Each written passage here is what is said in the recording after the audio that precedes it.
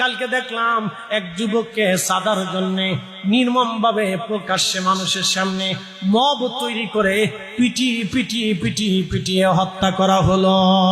এরা জালিম, এরা ইয়াজিদের প্রেতাত্মা। কথা বল না কেন? তারপরে দেখলাম আমাদের এই ব্রাহ্মণবাড়িয়ার সরাইলে একটা মেয়ের নাম ময়না, তাকে হত্যা করা হলো।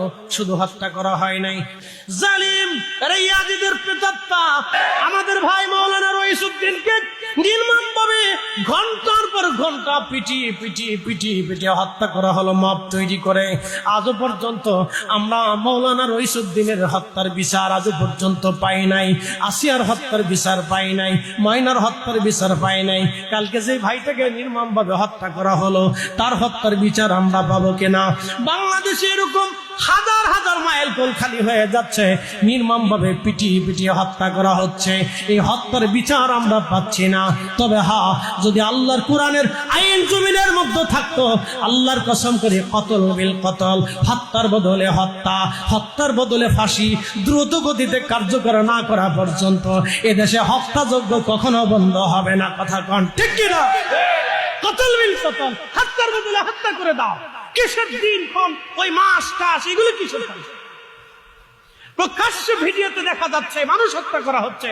যারা প্রকাশ্যে হত্যা করেছে তাদেরকে প্রকাশ্যে ফাঁসি দেওয়া হবে। কি কথা কন না কেন? যারা প্রকাশ্যে হত্যা করেছে তাদেরকে প্রকাশ্যে ফাঁসি দেওয়া হোক,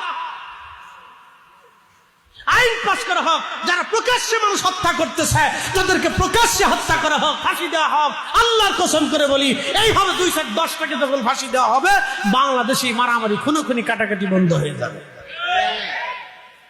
যিনি ক্ষমতায় আসেন তিনি লঙ্কায় উঠে যান, তিনি রাবণ হয়ে যান। কি কথা কন না কেন? যিনি ক্ষমতায় বসে তিনি রাবণ হয়ে যান। খালি চারপাশ দিয়ে রাবণ দেখতেছেন না, রাবণ, রাবণের পর রাবণ, রাবণের পর রাবণ। কবে আমাদের তকদির পরিবর্তন হবে আমরা জানি না। তবে একটা কথা মনে রাখেন, শাহজালালের জমিন, শাহপরানের জমিন, শাহ আউলিয়ার জমিন, শাহ আলী মুক্তাদের জমিন, খাজা বাবা আসমিরের জমিন, মুজাদ্দিদ আল-ফাসানি সিরহিন্দির জমিন, আউলিয়া کرامের জমিনে, আউলিয়া کرامের জমিনে, আউলিয়া کرامের ইজাজত প্রাপ্ত যদি কোনো রাষ্ট্রপ্রধান ক্ষমতায় বসে, তাহলে আমরা আশা করি শান্তি দেশে প্রতিষ্ঠিত হতে পারে। ঠিক কিনা? কিন্তু তাতে দেশের মানুষ বুঝবে না, সব খালি আউলা জাউলা, আউলা জাউলা, শুধু আউলা জাউলা। দেশের মানুষ তা বুঝবে না। তো প্রিয় উপস্থিতি, আল্লাহ এগুলি থেকে আমাদেরকে জন্য হেফাজত করেন, বলেন আমিন।